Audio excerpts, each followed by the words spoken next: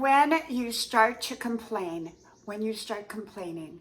Hello, y'all. I'm Diana Brienne.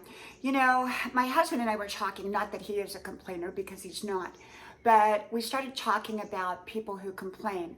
And I said, you know, honey, remember, if there's ever a time that you feel like complaining about something that's unnecessary to complain about, just think back about the time when you had cancer and you were undergoing all the chemotherapy and how sick you were. And the statement that you made, I just want my old life back, my everyday life.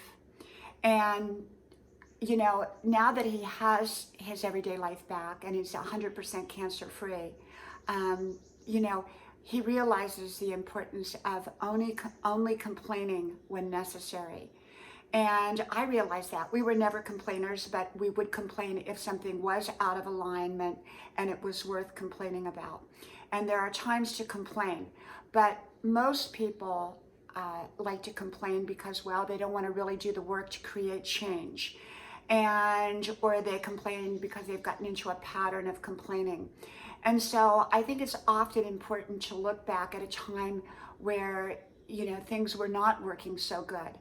And if things are working good overall, and if it's unnecessary to complain about something, often it's more important to just be grateful.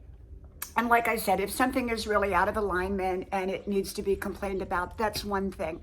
But if you don't need to complain, if it's something that's not going to make a difference, if you're just in a chronic state of complaining about this and about that, often there's other people that are so grateful for just being able to get up and have a good day. And so my husband, you know, when we look back upon any kind of crisis that we've gone through in our lives, and I think most people, if you live long enough, will go through a crisis of one kind or another. When we look back upon that, often what we say is that thank you, God, that we're here today. And we're full of gratitude for being up and running and in great shape and living life fully, okay? So take a second thought before complaining.